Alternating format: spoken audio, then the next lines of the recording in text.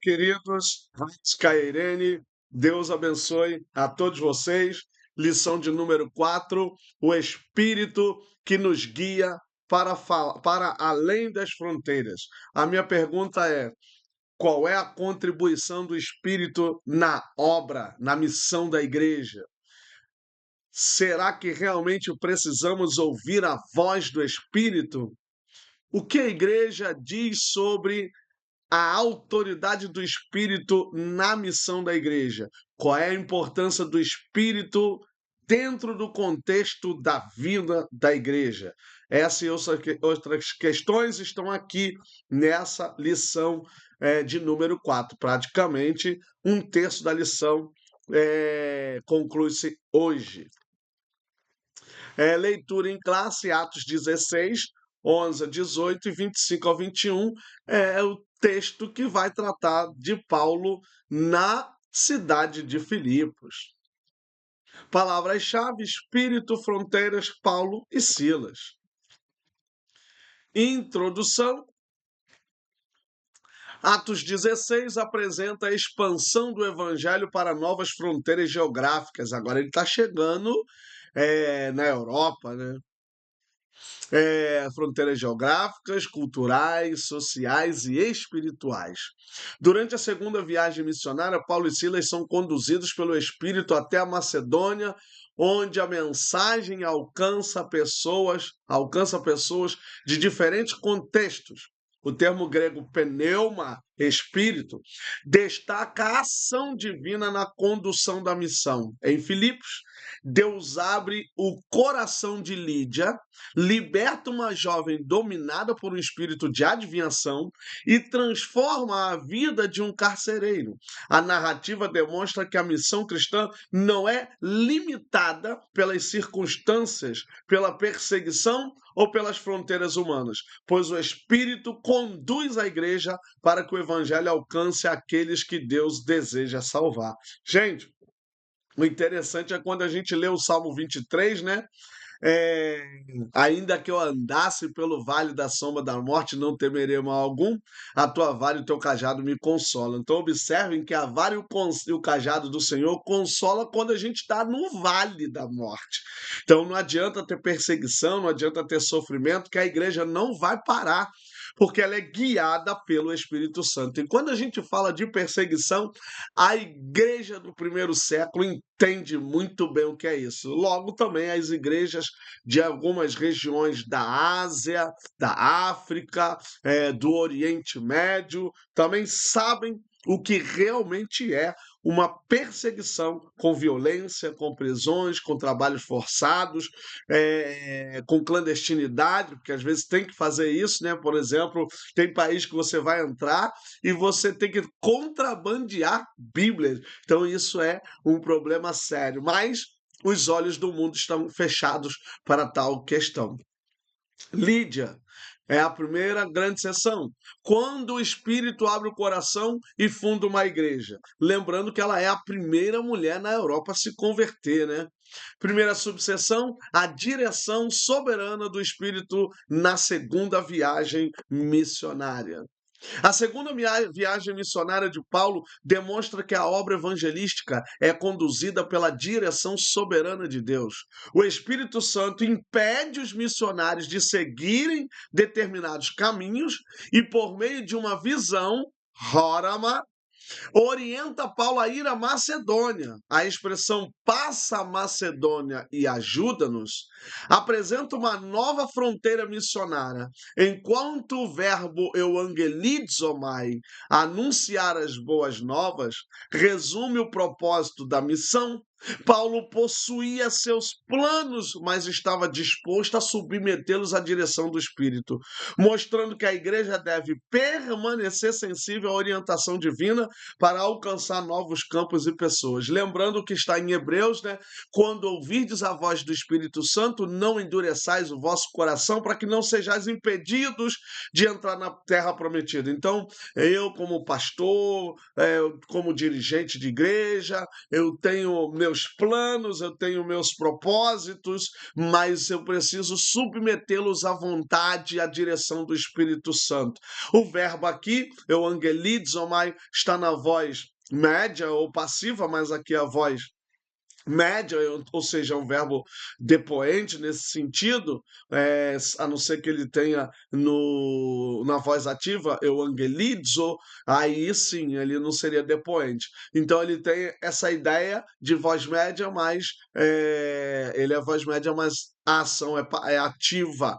Então é uma ação que o sujeito realmente está fazendo, realizando. Então sou eu o anunciador das boas novas. Então, onde é que está boas ali, bom, tal? Somente ali no prefixo eu, que eu significa bom, boas novas. Então, evangelho, eu estou evangelizando, eu estou anunciando. Então, é o Espírito Santo que vai fazer com que o apóstolo transpasse as barreiras, transpasse as fronteiras e anuncie a palavra do evangelho. Lembro que eu falei em uma aula que eles não pediam a Deus para livrá-los, eles apenas recorriam ao auxílio, ao socorro e à vida do Senhor na presença deles, porque eles estavam dispostos a entregar a qualquer momento a vida deles para o Senhor Jesus, e entregar aqui no sentido de morrer. Segunda subseção, fé sincera, sensibilidade espiritual e hospitalidade de Lídia. Em Filipos, Paulo encontra Lídia, uma mulher temente a Deus que ouve a mensagem do Evangelho. O texto afirma que o Senhor abriu seu coração utilizando o verbo dianoigo, abrir, associado ao substantivo cardia, coração. A conversão de Lídia demonstra a ação da graça de Deus, que torna o ser humano receptível à mensagem, e sua resposta manifesta-se na fé, no batismo e na hospitalidade. Sua casa torna-se um espaço de acolhimento para os missionários e provavelmente um importante ponto de reunião da comunidade cristã em Filipos, mostrando que um coração transformado pela graça também se torna disponível para servir a missão. Lembrando, gente, que quando eles chegam na cidade de Filipe, eles vão para a beira do rio, porque eles procuram um lugar para orar. E ali eles vão encontrar essa mulher, Lídia, que ela é a primeira convertida na Europa, e é nessa cidade, e é a partir dessa cidade, e depois desta cidade, Paulo vai escrever a carta aos Filipenses, que é a igreja e a carta mais alegre, e aqui não tem nenhum problema teológico. Então, o verbo, ele está ligado ao substantivo. O próprio Deus é que abre aí o coração dessa mulher, e esse coração aberto, o Espírito Santo trabalha, opera, se manifesta, dando a ela salvação pela fé que ela vai ter em Cristo Jesus. A pregação em Filipos, simplicidade, graça e poder. Então, deixa eu falar um pouquinho, essa é a terceira subseção. Quero falar um pouco da cidade. Filipos é uma cidade que hoje está na Europa, né? Mas fazia também parte da Europa. Foi conquistada por Alexandre o Grande no quarto século antes de Cristo, e ele a deu a seu pai, que se chamava Filipe. Essa cidade tornou-se uma grande colônia do Império Romano, também tem sua importância, e tornou-se uma cidade como se fosse um presente para os oficiais, que hoje nós chamamos de reformados, né? Na época, em algumas bibliografias que eu li, falavam de oficiais aposentados, hoje reformados. Então, os oficiais do exército romano, né, não eram todos, mas os oficiais que se aposentavam iam para essa cidade, porque ela era uma cidade muito bela, uma cidade muito boa para se viver, então era como se fosse dado um presente. Mas lembrando que foi entregue como presente ao pai de Alexandre o Grande, ele muda o nome da cidade, não era esse o nome da cidade, e aí ela torna-se Filipos, e vai depois se tornar uma colônia do Império Romano e vai ser uma cidade presente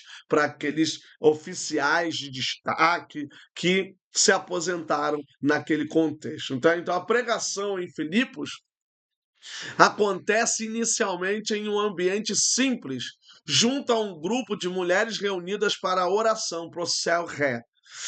Paulo anuncia o evangelho e a mensagem encontra receptividade porque a missão é sustentada pela graça de Deus. Rares, observem o papel da mulher e o quanto a palavra ressignifica e o quanto a palavra ela traz aí essa exaltação da figura feminina, né? Enquanto muitos dizem que a Bíblia ela é patriarcalista, ela é machista, então a gente vê a Bíblia dando testemunho de mulheres que estavam ali se reunindo para orar e Paulo vai anunciar o evangelho a elas, transmitindo aí uma mensagem, e elas vão, por causa disso, estar receptiva, e aí, claro, que você já tem a graça de Deus trabalhando e, claro, o verbo anterior que Deus estava abrindo o coração, né? Então, o episódio demonstra que a expansão do evangelho não depende necessariamente de grandes estruturas ou ambientes de prestígio, mas da fidelidade daqueles que anunciam a mensagem e da ação de Deus no coração dos ouvintes. Qual é a estrutura que a gente tem, às vezes, em alguns lugares da África?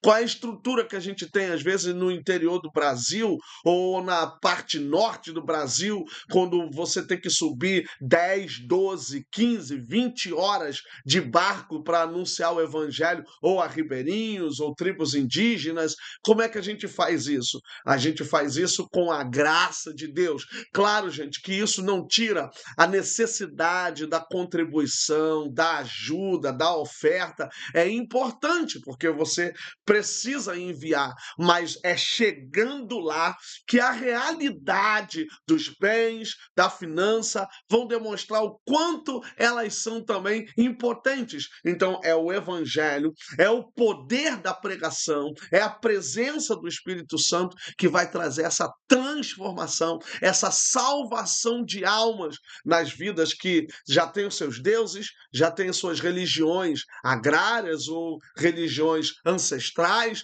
mas que precisam, acima de tudo, da salvação em Cristo Jesus. Observem que elas estavam em oração, elas estavam se reunindo para orar, mas orar quem? Né? Porque, por exemplo, o verbo, né, que aqui é o substantivo, o verbo proselhomai, né, o proselho, mas eu acredito que é proselhomai, ele é oração, ele significa orar, significa rezar. A teologia católica usa o verbo para rezar e outras, então é um contexto dos deuses também no contexto grego. E observem que essa cidade, ela é uma cidade cosmopolita, miscigenada também, mas é uma cidade também que está dentro do contexto da cultura grega. Então eles têm os seus deuses, têm suas adorações, e dentro desse contexto a gente percebe que Paulo vai e prega o evangelho. Então a igreja de Filipe nasce em um contexto aparentemente simples, revelando que o poder do evangelho se manifesta onde o Espírito conduz seus mensageiros. Então diga-se que é uma cidade bonita, bela, mas a igreja ela começa na sua simplicidade. Como eu falei na última aula, todas as igrejas foram fundadas em grandes cidades, mas isso não significa que elas chegaram ricas ou poderosas. Não, elas chegaram em cidades ricas, em cidades poderosas, e observem que ela tinha suas necessidades, que Paulo foi passando de igreja em igreja, pedindo oferta para levar para Jerusalém. Segunda grande sessão, a libertação da jovem possessa e o confronto com os poderes das trevas. Primeira subseção, a expulsão de um espírito de adivinhação. Durante a missão em Filipos, Paulo encontra uma jovem que possuía um pneuma, né? Pneuma ou seja, um espírito associado à adivinhação. Lembra lá da pitonisa? Aqui, ó, é esse termo aqui. Um espírito de além, ela era explorada economicamente por seus proprietários e sua situação revela uma realidade de escravidão espiritual e humana. Hoje é chamado de assédio religioso. Então, você observem que a manipulação religiosa sempre existiu, sempre existiu. E aí Paulo vai fazer o diferencial, né? Paulo, profundamente incomodado, porque ela ia clamando, né? Porque ela ia proclamando ali quem eles eram, então ele ordena que o espírito saia em nome de Jesus Cristo, utilizando uma autoridade que não procede dele mesmo, mas do nome de Cristo. O verbo exeromai, sair, descreve a expulsão do espírito. O episódio demonstra que o evangelho confronta não apenas crenças equivocadas, mas também poderes espirituais e estruturas de exploração que escravizam e destroem a dignidade humana, em toda perspectiva. Observem que na atualidade inventaram esse tal de cobertura espiritual, inventaram uma porção de coisa para escravizar, para atormentar a mente das pessoas. O evangelho não é cadeia, o evangelho não é prisão, o evangelho é libertação, o evangelho é liberdade em Cristo. Então, essa mulher ia falando o que Paulo e Silas iam fazendo e ele repreendeu: sai, espírito de adivinhação, sai em nome de Jesus Cristo. O poder do nome de Jesus Cristo é libertador, é transformador. O Cristo que nós servimos, ele liberta, ele salva, ele transforma do vil pecado, do erro, das distorções religiosas. O evangelho tem poder para isso. Não fique num evangelho que te oprime, que te aprisiona. Não fique num evangelho que as coisas têm que ser feitas no oculto, no quarto escuro. O evangelho é luz, o evangelho é verdade, o evangelho não esconde nada. O evangelho é palpável, o evangelho é o próprio Cristo Jesus. Então siga a Cristo, mas siga com liberdade. Segunda subseção, a reação dos exploradores e a perseguição injusta. A libertação da jovem provoca uma reação imediata daqueles que lucravam com sua exploração, porque ela deixou de adivinhar, ela deixou de falar as coisas. Um termo kerdos, lucro ou ganho, revela que o verdadeiro motivo da perseguição era econômico. Gente, até hoje, algumas religiões trazem muito lucro, trazem muita questão financeira. E quando ela é desvendada, revelada, sua mentira, aí, gente, perde o lucro, perde a renda e não tem mais o que fazer. Ao perderem sua fonte de renda, seus proprietários arrastam Paulo e Silas às autoridades e os acusam de perturbar a cidade. O verbo taraço, que no texto está ectaraço, né, seria o verbo ectaraço, que significa perturbar ou agitar, e aqui o interessante é que ele está na voz ativa, porque lá em João ele aparece com a voz passiva, João 14, né? Não se turbe o vosso coração, ou seja, enquanto em João era algo externo que turbava, que perturbava, que agitava, aqui em Atos, Paulo e Silas que são os perturbadores, os agitadores. Gente, isso aqui lembra muito a questão dos profetas do Antigo Testamento. Olha aí, o perturbador de Israel. Vê se não tem uma ligação lá com o profeta, o perturbador de Israel. Não, eles são proclamadores da verdade, os anunciadores da verdade. É isso que eles estão. Então, isso mostra como os interesses humanos podem distorcer a verdade para justificar a perseguição. E aí eles vão ser presos, vão ser chicoteados. Depois Paulo vai dizer que é romano e o negócio fica feio, aí tentam libertar eles na porta dos fundos, e Paulo diz que não, é pela frente. Então o episódio evidencia que o evangelho, ao libertar pessoas e confrontar sistemas de exploração, pode provocar resistência daqueles que se beneficiam da opressão. E isso serve para a igreja agora, serve para as lideranças, quem prega, quem provoca aí a resistência, quem fala e confronta o sistema vai ser descartado, vai ser jogado de lado, vai sofrer por causa que esses homens e mulheres são beneficiários aí do poder econômico que o engano, que a mentira traz. E aí, gente, vai vir opressão, vai vir perseguição. Foi o que aconteceu com Paulo e pode acontecer conosco na atualidade. Quem prega contra o governo, quem prega contra o Estado, quem prega contra o pecado, quem prega contra o sistema religioso, se prepare porque a luta vem. Terceira subseção, a falha da injustiça humana. Paulo e Silas são submetidos a uma grande injustiça. São açoitados e lançados na prisão sem que tenham cometido um crime. O termo rabidizo,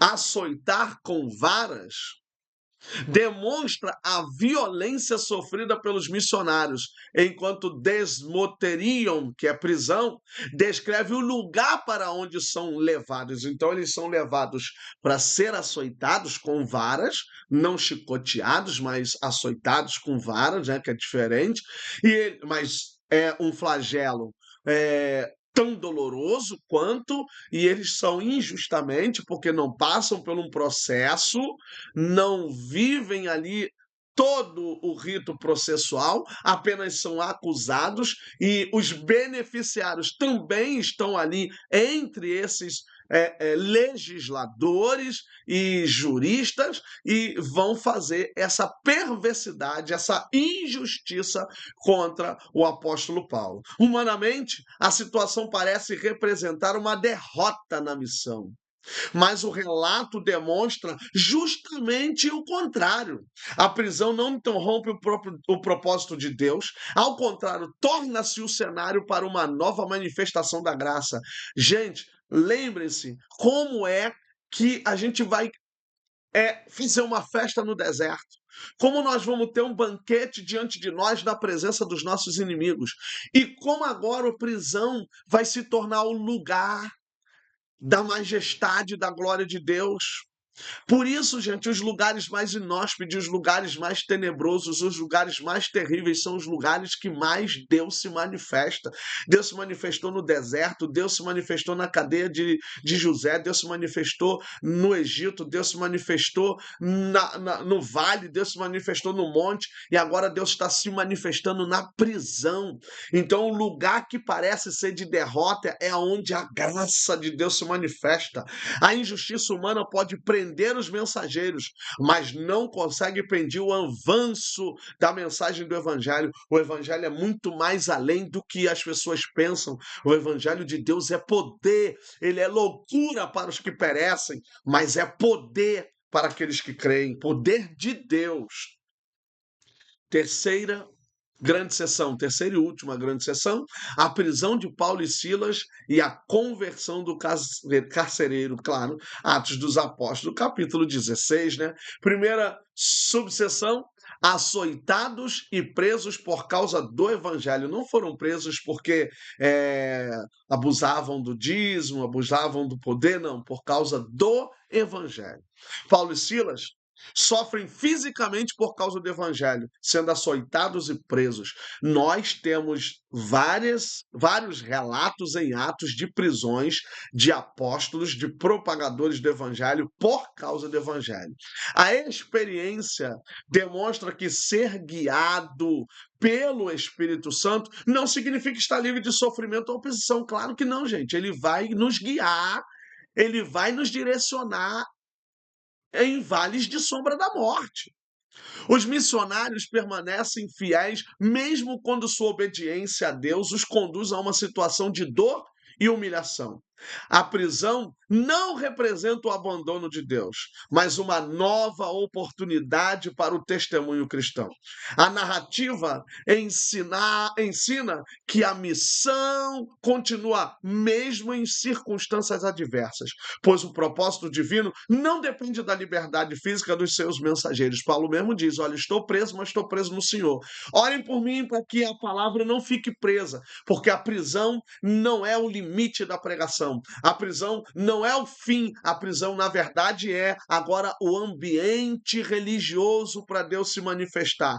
A prisão agora deixa de ser um lugar geográfico e passa a ser o lugar do encontro com Deus. É onde Paulo e Silas estão, no lugar mais escuro, no lugar onde luz não vai, porque está lá dizendo que é o cárcere interior. Então ele está lá dentro da cadeia, aonde os piores, aonde aqueles que estão para morrer são lançados. Olha isso, gente. Propagadores do evangelho fizeram bem, mas mexeu com a estrutura, mexeu com o sistema. Mexer com o sistema é pedir para morrer. Então, o fato de eu ser guiado pelo Espírito Santo não é sinônimo de que tudo vai bem, não é sinônimo de que eu vou ser sempre o vencedor, não é o sinônimo que eu vou estar sempre em primeiro lugar, diferente do que é anunciado e proclamado hoje, né? Mas isso tudo é aparência, porque a verdadeira vitória é mesmo estando em todas essas circunstâncias e você permanece firme e você permanece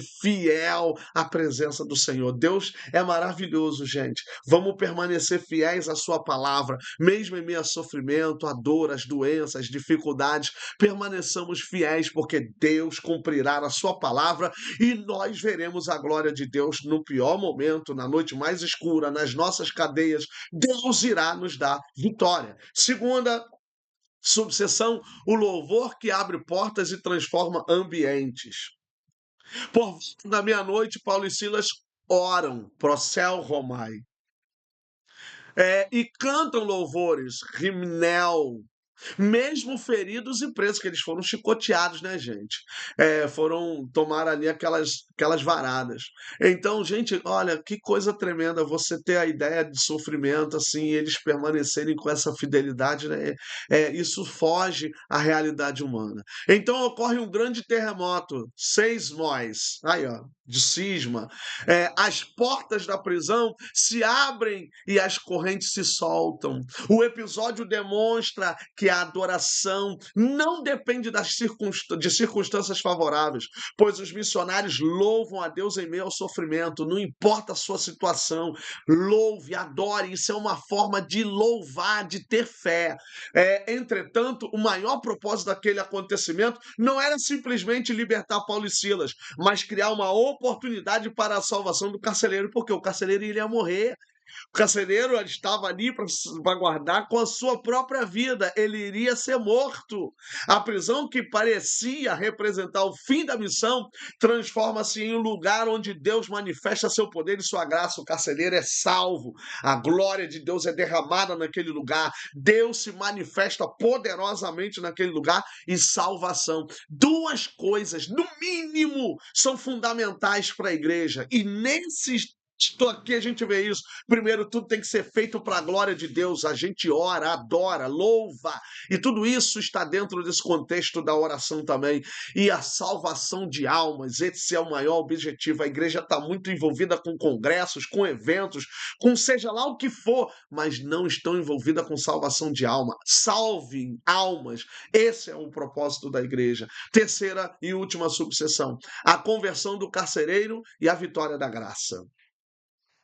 Ao perceber as portas abertas, o carcereiro pensa que os presos fugiram, mas Paulo impede que ele faça mal a si mesmo. Ele vai se suicidar, né? Porque ele sabia qual seria o seu fim.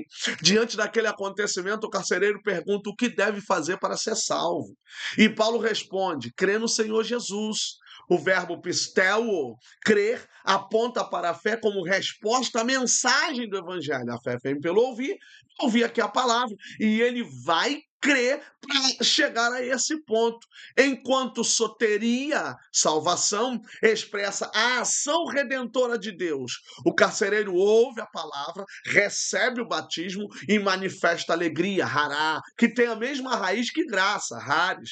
Aquele que antes guardava prisioneiros agora demonstra cuidado com os missionários, revelando que a graça de Deus transforma não apenas o destino eterno, mas também a vida e as atitudes daqueles que creem. Crê no Senhor Jesus Cristo, será salvo tu e a tua casa. Esse homem vai recepcionar o apóstolo Paulo e Silas para que sua casa seja salva. Então a casa, tudo pertencia ao carcereiro, porque ele era o homem da casa, então casa significa propriedade. Todo mundo ali se converteu e foi batizado e foi salvo pelo poder da graça de Deus. Conclusão, Atos 16 revela que o Espírito Santo conduz a igreja para além de todas as fronteiras.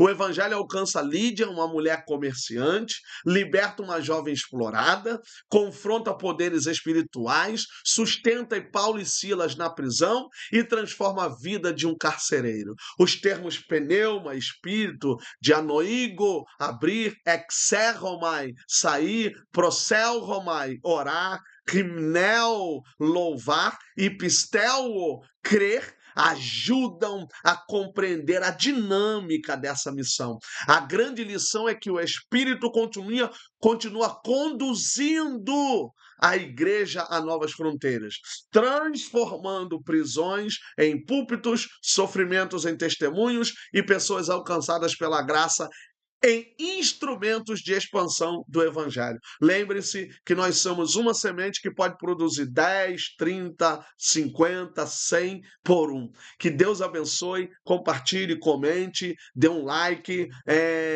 fale para os seus professores, para os seus superintendentes, passem nos grupos das igrejas e nos encontramos na próxima lição. Um abraço, Haris Kai Eirene.